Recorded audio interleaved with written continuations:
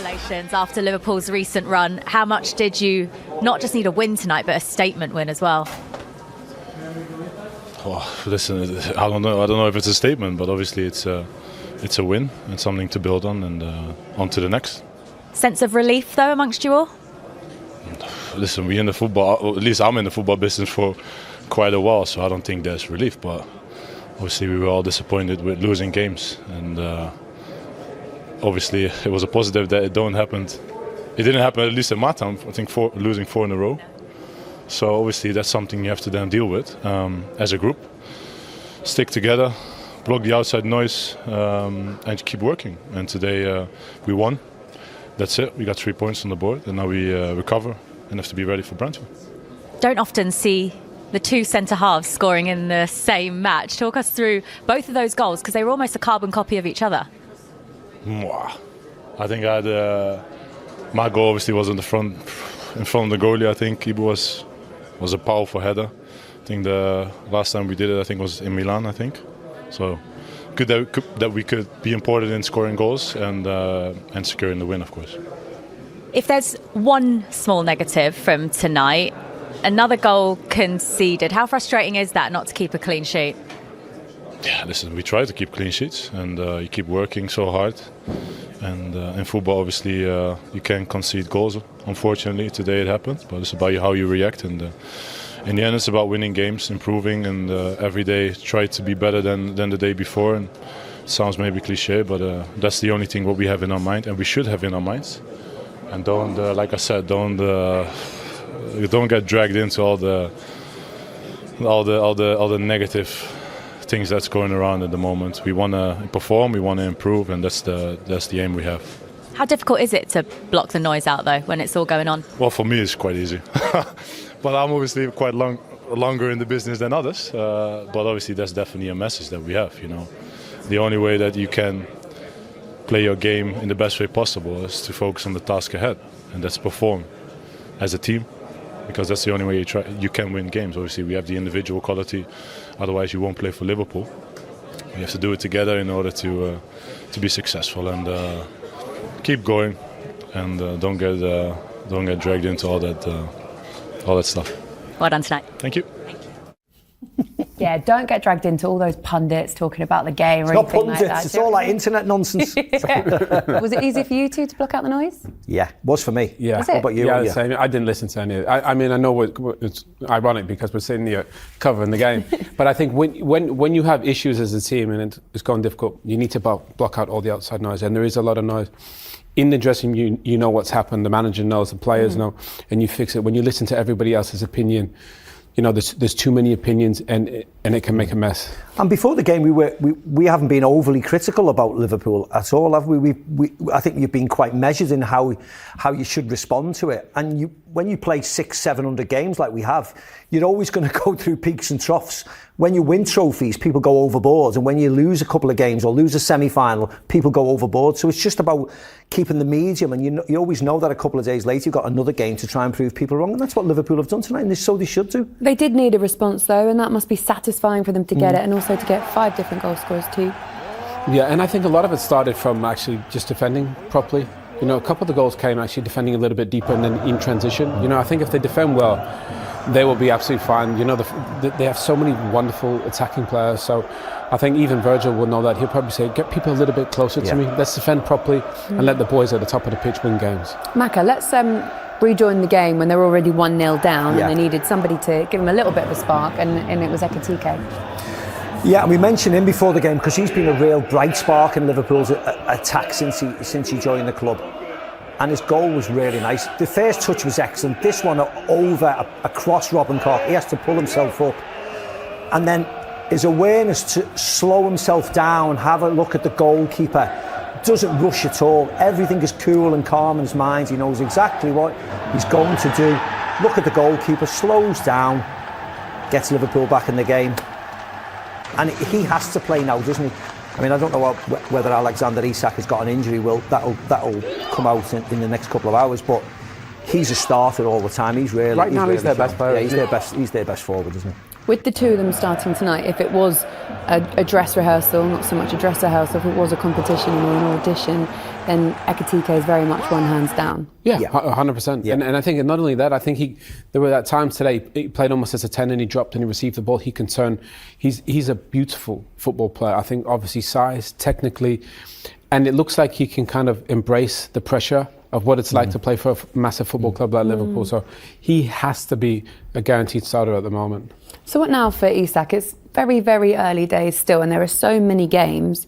Will it do anything to his confidence of coming off at half-time and this tonight? It will if it's just a sheer choice. You're not playing well enough and get off, but I'd be very surprised if it's not an injury or some sort of precaution, because to bring somebody off after 45 minutes when you're 3-1 up, when he wants to play more minutes to get his fitness levels to such an extent, I'd be very surprised if it wasn't something else. And if it is something else, then Arne Slot has got an easy decision to make now against Brentford, because you really play Gakpo, Ekitike and Mo Salah, because Isak's struggling and Chiesa probably needs more minutes. So it may spare him a chance of dropping one of the four forwards.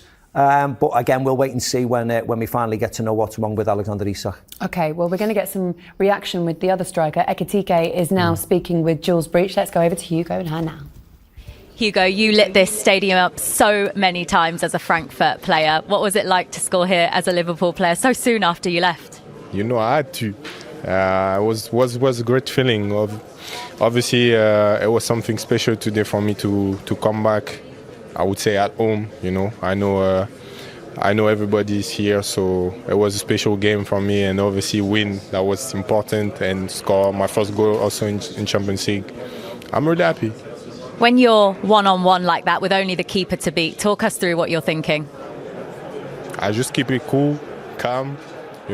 I do what I can do. I knew he will come and he will open the legs, so I tried just to put between the legs, and that worked. So yeah, that was good.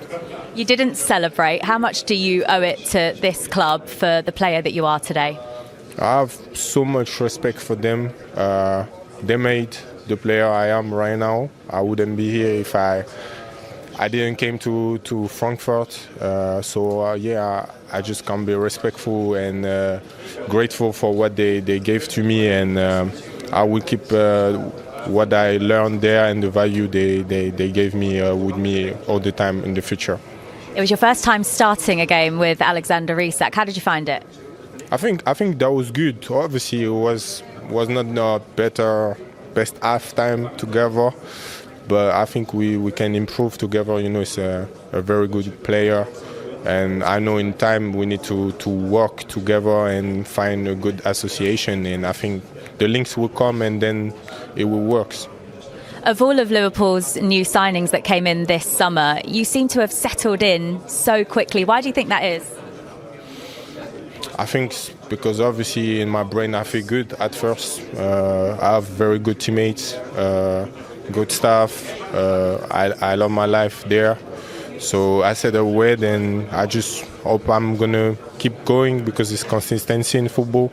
But yeah, I feel really good, and yeah, they just helped me a lot. So I think that's why I'm calm and I'm just doing my thing. Well played. Thank you.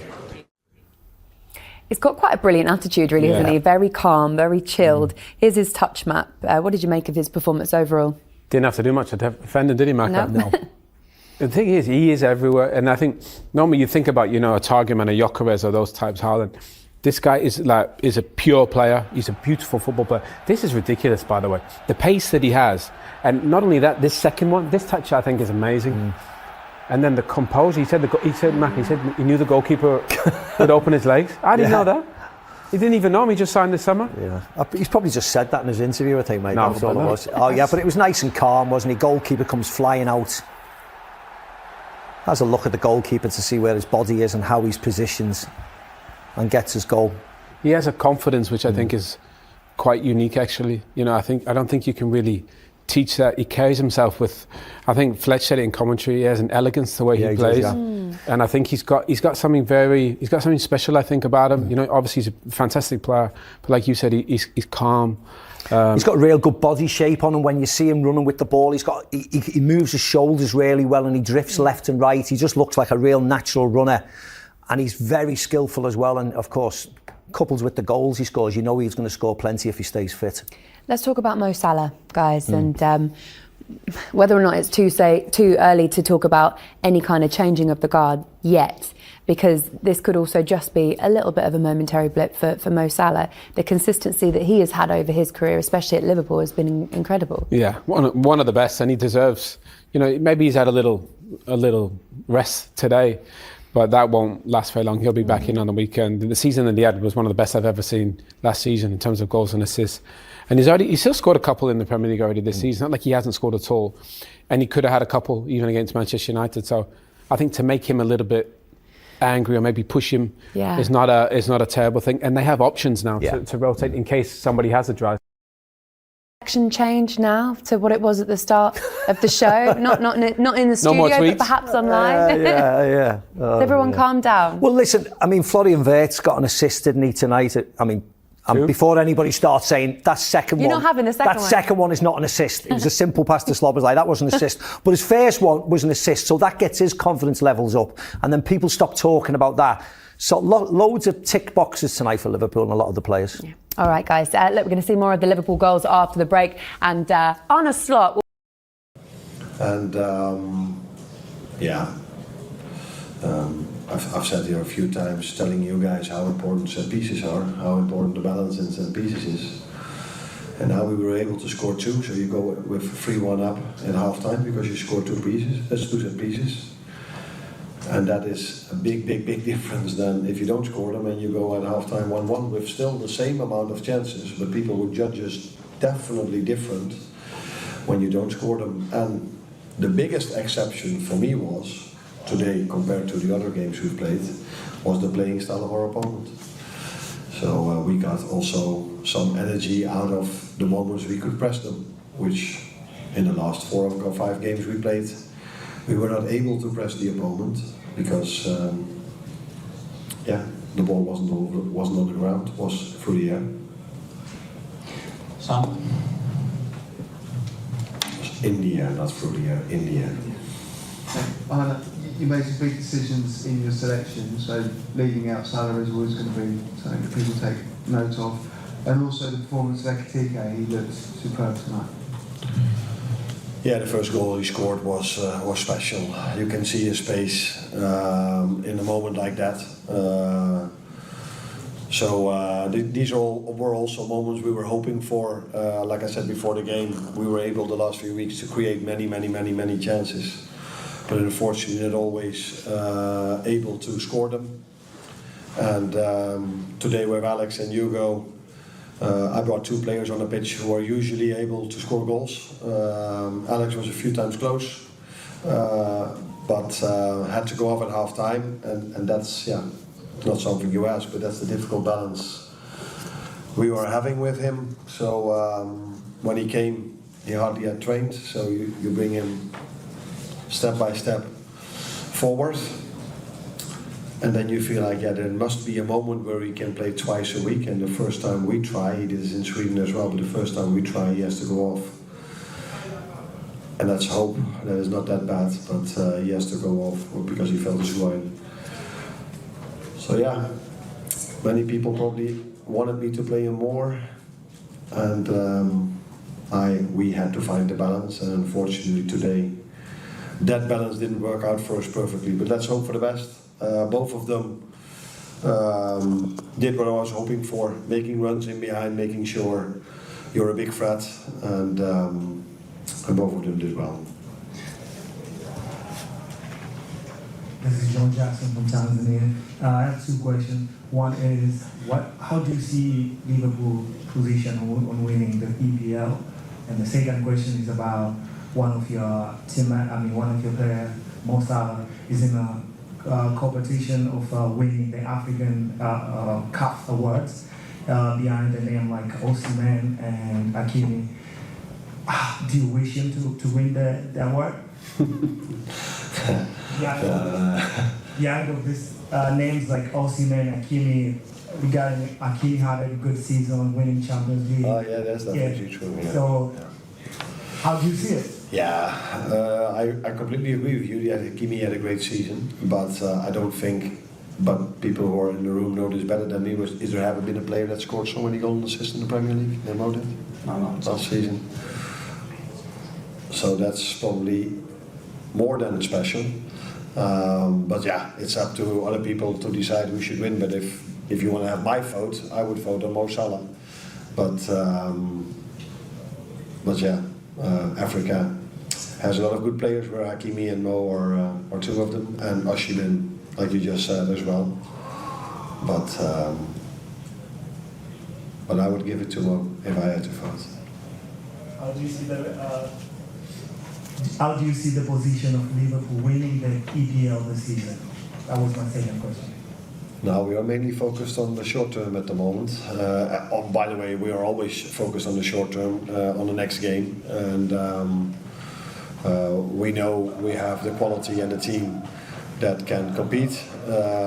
Although it's not really helpful that with Alisson being out, with Giovanni Leone being out, I expect Jeremy Frimpong definitely to be out now for a few weeks. Expect, not sure, but expect.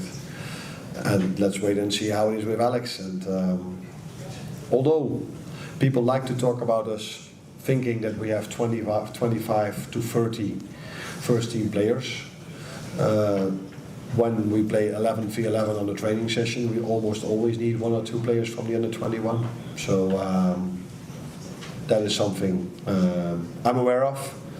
We have a lot of games to be played, but we have a very good team, like our competitors. But we are focused now on winning the next Premier League game because we've lost the last 3. No. Is that still? Good evening, Mr. Slot. Hello.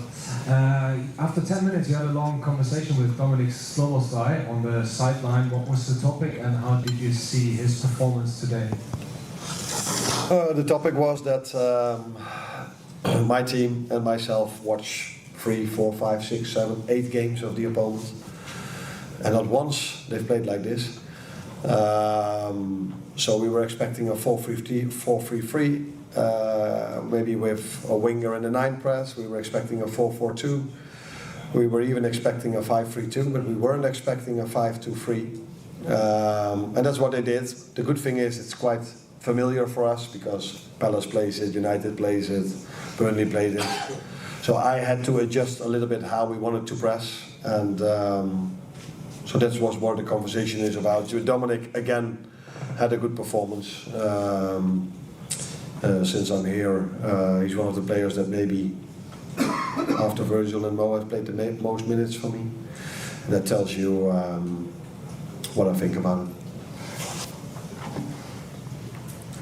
Hi Arne, could you just give a bit of detail on Jeremy's injury and what it is? And also you mentioned Isak, you were a little bit aware that he was close, but was he in the red zone before the match? No, he was in the red zone, we wouldn't have played him, but you try to prepare players for once a week football, but if you are Liverpool and you play every 3 days, or normally 3 times in 8 days, but we've been quite unfortunate this season that we have to play 3 times in 7 days, then you try to prepare them for that program, which is not always so easy if you don't have pre-season. So that's what we tried to do, and we thought he was well prepared for that, but the margins in the top are small, and I'm hoping that this doesn't have to be that bad, because if he would be out now for a few weeks, that would throw him back or put him back, the way I don't know how to say it. So let's wait. Jeremy is a hamstring issue, so came back from a hamstring injury a few weeks ago. Played for a national team 1 game, came back to us, and now unfortunately after 10-15 minutes, I don't know, he had to go off. Last one, Mark, please. Sorry to go over Isak again. So he had a groin injury last month, but he aggravated the groin tonight. Is it the groin again? Sorry, one more time. So Alexander Isak, yeah. You said he had a groin problem last month after coming back from internationals. Last month? So after, did I say that? Did he come back from internationals? No. So this is a new injury? It's only groin tonight? Yeah. So he did not come back with an injury. No, I said that he missed out pre-season for and didn't train for a long time with the team, so he came at the 1st of September, so we had to bring him towards once a week, and now we try to bring him to twice a week, which he did for the national team. But he was perfectly fit when he came back from the national team, and he was perfectly fit before the United game. And we were expecting him to be ready to play again today, which he did, but he felt his groin indeed a little bit. Yeah. So obviously he's missed pre-season. Is it possible for a player to catch up? If you've missed the whole pre-season, how long will it take? Could it take weeks, months to get him fully fit to where he needs to be? I don't think there's a rule that every single player has the same, but it also depends on what did he do when he didn't train with the team. What is the impact if you go to a new club as a big signing, so you cannot compare maybe a player that hasn't trained or played in pre-season at a smaller club than if you go to Liverpool. So there are many factors that you have to take into account, and there's not one thing if it's possible or not. I think we did exactly what was needed. We were really careful of him. Swedish national team in the first time as well, and they played him twice last time, which he could do, so not criticizing at all the Swedish national team, because we actually told them that he's ready to play twice. So it's a thin balance if you missed out on pre-season, and some march through it, and some unfortunately get injured again.